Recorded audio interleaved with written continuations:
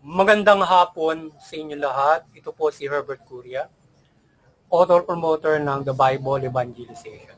Kakibat ang ating pananalig sa ating banal na Panginoon Diyos, banal na Panginoon Kristo, at gabayan ng kaliwan na kaniban na Santa Maria ay ating po binabahagi sa inyo sa linggong ito. Ang mensahe ng ating banal na Panginoon Diyos. Ang tema ng mensahe ng ating banal na Panginoon Diyos ay pagpapairal ng katarungan sa pamamagitan ng Panginoong Kristo. Ngayon po ay babasahin ko sa inyo ang mga mensaheng ito ayon po sa mabuting balita ng paghahari ng ating banal na Panginoon Diyos sa pamamagitan ng banal na Panginoong Kristo. Ayon po dito kay Apostol San Mateo, Kabanata 12, talatang 18 hanggang 21. Ito po ang mensahe. Naririto ang lingkod ko na ako rin ang humirang. Minamahal ko ng labis, lubos kong kinalulugdan. Ang banal kong espiritu sa kanya ay ibibigay sa lahat ng mga bansa. Ibabadhay katarungan. Hindi siya makikipagtalo, may nahon kung makipag-usap. Ang tinig niya sa lansang ay tinig lamang ng paanas. Hindi niya puputulin yung tambong nakahapay. Hindi papatayin ang umaandap na ilaw. Umaandap na ilawan. Hanggang itong katarungay mapagtagumpayan niyang ganap at ang pag-aasa ng tao sa kanya'y ilalagak. Ipagpatuloy po natin kay Apostol San Juan, Kabanata 3, talatang 18 hanggang 19. Ito po ang mensahe. Hindi hinahadlangang maparusahan ang nananampalataya sa kanya, ngunit hinatulan ng parusahan ng hindi nananampalataya sa kanya, sapagkat hindi siya sumasampalataya sa bugtong na anak ng Diyos. Hinatulan sila sapagkat naparito sa sanlibutan ng ilaw. Ngunit iniibig pa ng mga tao ang dilim kaysa liwanag sapagkat masama ang kanilang mga gawa. Pagpatuloy po natin kay Apostol San Juan, Kabanata 5, talatang 20. Ito po ang mensahe. Binigyan din siya ng kapangyarihang humatol sapagkat siya ang anak ng tao. Patuloy po natin sa kay Apostol San Mateo, Kabanata 5, talatang 5 hanggang 26. Ito po ang mensahe. Kung may magsakdal sa iyo sa hukuman, makipag-ayos ka sa kanya habang may panahon pa bago ka humarap sa hukom. At kung hindi ibibigay kanya sa tanod na magbibigay sa iyo, kundi ibibigay kanya sa hukom na magbibigay sa iyo sa tanod at ikaw ay mabibilanggo. Sinasabi ko sa iyo, hindi ka makakalabas doon hanggat hindi mo nababayaran ang kauli-ulihang sentimo. Pagpatuloy po natin kay Apostol sa mga taga-Roma, Kabanata 13, talatang 1, talatang 4. Ito po ang mensahe. Ang bawat tao ay pasakop sa mga pinuno ng pamahalaan sapagkat walang pamahalang hindi mula sa Diyos at ang mga pamahalang iral ay itinatag ng Diyos. Sila ay mga lingkod ng Diyos sa ikabubuti mo, ngunit matakot ka kung gumagawa ka ng masama. Sapagkat sila ay may kapangyarihan magparusa, sila ay mga lingkod ng Diyos at magpaparusa sa mga gumagawa ng masama. Ito po ang mensahe at salita ng ating banal na Panginoon Diyos. Ating pong pasalamatan ng ating banal na Panginoon Diyos, banal na Panginoon Kristo, at gayon din po ang Espiritu Santo at banal na Santa Maria. Maraming salamat po. Banal na Panginoon Diyos, banal na Panginoon Kristo, banal na Espiritu Santo, at banal na Santa Maria. Ngayon po ipaliliwanag ko sa inyo ang mga mensaheng ito. Wala po din sa tema na pagpapairal ng katarungan sa pamamagitan ng Panginoong Kristo. Yan. Nais pong ibabatid sa atin ng banal na Panginoon Diyos yung pagpapairal niya ng katarungan sa ating mga tao sa sangkatauhan at sa pamamagitan ng banal na Panginoon Kristo kung saan ay hinirang niya at itinalaga ang Panginoon Kristo para magpairal ng katarungan sa sangkatauhan pagdating ng Judgment Day. Hindi lamang sa sangkatauhan, maging sa sangkalangitan. Sa lahat, pagdating ng Judgment Day.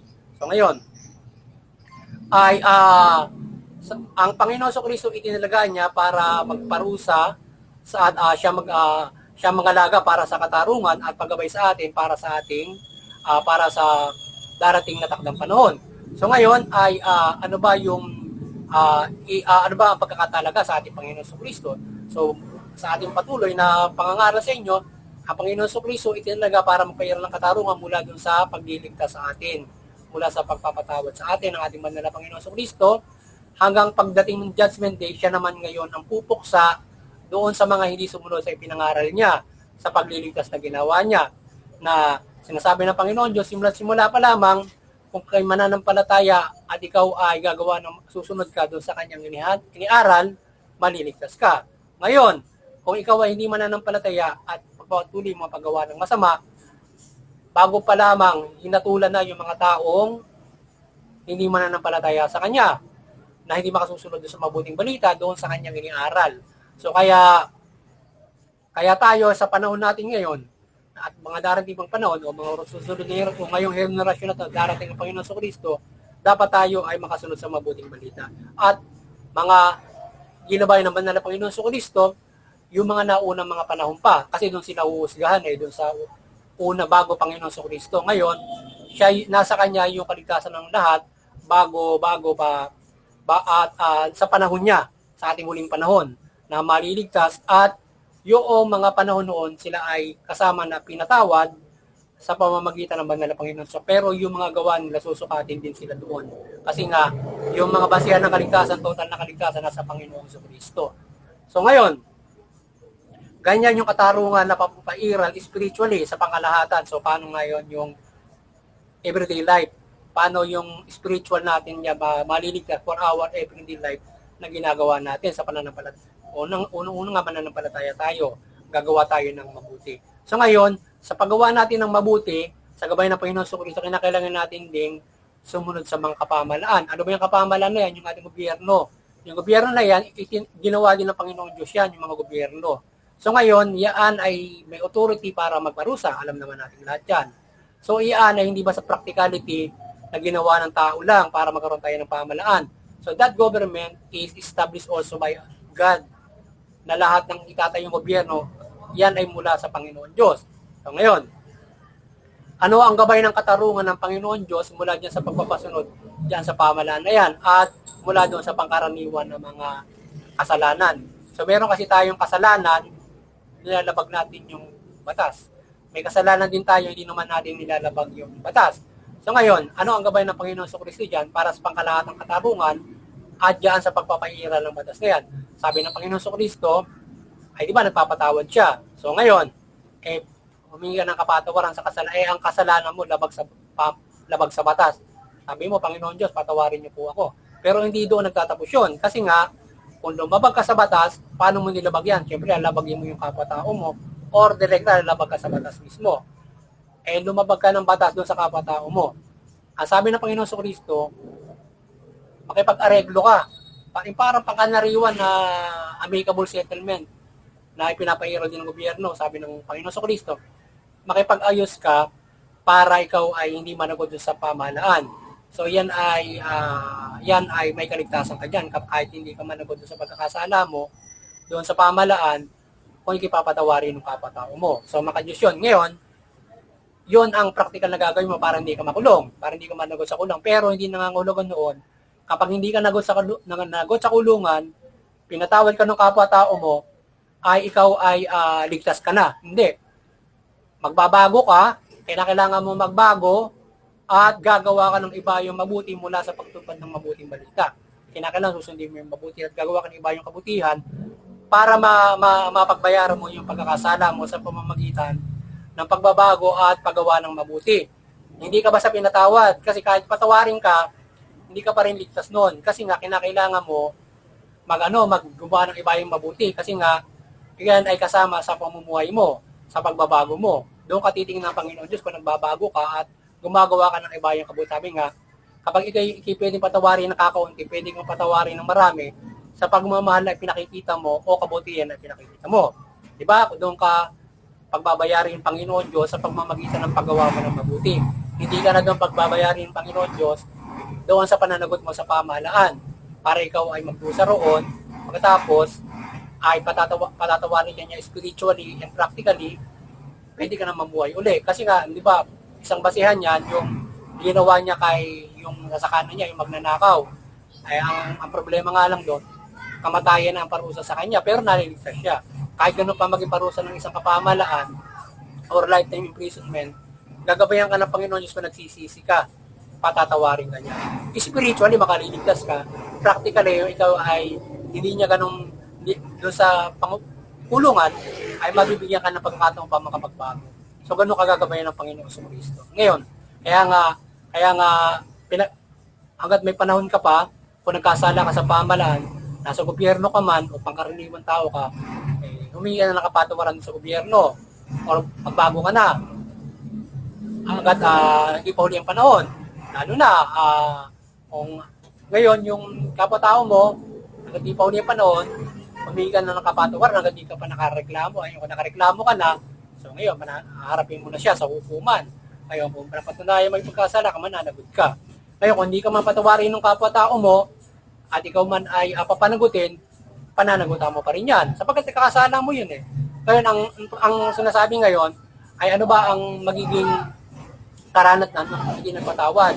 Ano ba na napagawa mo pagkakasala? Ikaw siya ba ay parurusahan ng Diyos kapag dahil hindi ka pinatawad? May pananagutan kay dapat ka panagutan. Ibig sabihin, gusto mo mangyari, yung ibang mga tao, kasi pag humingi ka ng kapatawaran sa Diyos, hindi ka na mananagot sa pagkakasala mo. Hindi ganun yun. Kaya nga sinabi, ginabay ng Panginoon sa Kristo, humingi ka ng kapatawaran doon sa pagkakasala, aregluhin mo para hindi ka mapakulong.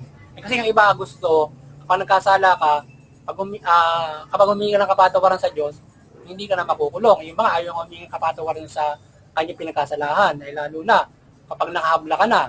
Diba? Kapag nakahabla ka na, gusto mo pag humingi ka ng kapatawaran sa Diyos, hindi ka na, patatawarin ka ng Diyos, hindi ka na makukulong. Hindi ganun yun. Ikaw ay, kapag hindi ka humingi ng kapatawaran, tinatakasan mo yung krimen mo, mapapahama ka, kagaya yung ating paliwanag yung ating gabay nung nakaraan, na napahamak yung isang naglahandog sa Panginoon Diyos, hindi siya nagsisi ng kanyang kasalanan. Yun ang nangyari sa kanya, pinapatay siya ni Pilato. Kaya kinakailangan ay pagsisihin mo ng pagkakasala mo para ikaw ay mapatawad sa kapwa-tao mo o maaari sa gobyerno. Ngayon, kung kinakailangan mong pagdusahan mo. Ngayon ay kapag ikaw ay lumabag sa pamahalaan, humingi ka ng pagsisisi sa Panginoon, baka matulungan ka niya, mapatawad ka noong tao na napagkasalanan mo at ng gobyerno para ikaw ay hindi mo nabuloy pa sa kulungan yan, iba yung kabutihan na lang ang gagawin mo. Diba? Sa ganung mga pagkakasala. Ngayon, ay kung hindi ka man patawarin, panapanagutan mo pa rin yun at spiritually, kinakailangan mo bunuin, kasala ka naman talaga. Ngayon, ang haharap sa Diyos ngayon ay yung hindi nagpatawad sa iyo. Dahil nga sa iyo na ilabag sa batas, lalo na mabigat yan, hindi pa rin naman ganun siya nagkakasala kung siya hindi magpatawad sa iyo. Papanagutin ka. Sapagkat may ginawa ka masama eh. Yun ay pagdisiplina sa iyo para magbago ka, lalo na hindi mo tigilan yan. So ngayon ay nagpapairal ng katarungan pa rin yung isang tao na yon kung ikaw man ay papanagutin niya doon sa batas. Sapagkat patawarin ka man yung hindi, ay nagpapairal pa rin siya ng katarungan doon laban doon sa kasamaan mo. Sapagkat ang gobyerno nga itinalaga diyan para parusahan kung nagkakamali ka. Di ba? Yun. Ngayon, lalo na kung heinous crime yan, yung gobyerno mayroong batas yan na kahit patawarin ka pa ng napagkasalanan mo, mananagot ka pa rin sa gobyerno kung mga lifetime imprisonment yan. Ngayon, meron kasi tayong yung sinasabi nga, batas na hanggang 6 years, pag may ganun yung sentensya mo, pwede ka mapatawad, magkakaroon ka na ng community service. Parang ganun, para mga pambarangay, lalo na yung pambarangay na pagkakasala. Kapag nagkasala ka pambarangay, littering, mga ganun, pwede kang mapatawad, mga ganun mga bagay. O halimbawa, sa gobyerno, meron kayong pagkakasala, pwede kang abutin lamang nung ganun. Kung mabigat ang pagkakasala, meron nga magaan pagkakasala, 1 day kulong lang, labas ka na, di ba? Ayun, mga ganun. Pero definitely, kapag nagkasala ka sa batas, mananagot. Kaya nga, sabi ng Panginoon sa Kristo, yun yung katarungan na gabay niya, iwasan mo. Yun. Ngayon, kapag nanagot ka nga, pagdating ng takdang panahon, may kaligtasan ng spiritual ka kung nagbayad ka sa loob ng kulungan. Napanagutan mo na Ngayon, hindi mo pinanagutan. Hindi ka nagsisi doon sa tao, tinakasan mo yung gobyerno. Maaari ka mapahamak dyan. Kasi nga, tinakasan mo yung gobyerno, tinakasan mo yung kapwa-tao mo. So, maaari ka mapahamak sa gobyerno or else ikaw ay, pag naligtasan mo, namatay ka na, ay hindi ka pa nananagot sa pamahalaan at doon sa, hindi ka na humingi ng kapatawaran. Pero nagsisi ka sa Panginoon Diyos. Sabi mo, nagsisisi ka ngayon sa Panginoon Diyos. Ngayon, ang Panginoon Diyos pa rin ang uhusga sa iyo, pero kung ganoon yung sitwasyon mo, maaaring ikaw ay maparusahan sa impyerno, or maaaring ikaw rin ay mapatawad kung ikaw naman ay nakagawa ng iba yung kabutihan, kung hindi mo napanagutan yung mga pagkakasala at inabot ka ng matay. Maaaring ikaw ay sa buong buhay mo ay nagbabago ka at nagsisisi ka. Pero definitely, ay siguro rare yung ganon, na ikaw ay hindi na nakapanagot sa gobyerno sapagkat ikaw ay pinabayan ng Diyos na magbago kung na sa pamamagitan ng mabuting pamumuhay, hindi ka naman sa gobyerno. At yung kapwa-tao mo ay ikaw ay gumawa na lamang ng ibang yung kabutihan sa ibang kapwa-tao mo. Maaaring pwedeng ganon. Pero definitely, ay pagkakasala yan na maaaring yan ay magdulo sa iyo ng kaparusahang impyerno. Kung ikaw ay hindi ka mananagot sa gobyerno at sa mga pagkakasala mo, dahil pagkakasala yan. So kaya yung pagkakasalang labag sa batas at pagkakasala na hindi labag sa batas ay tayo ay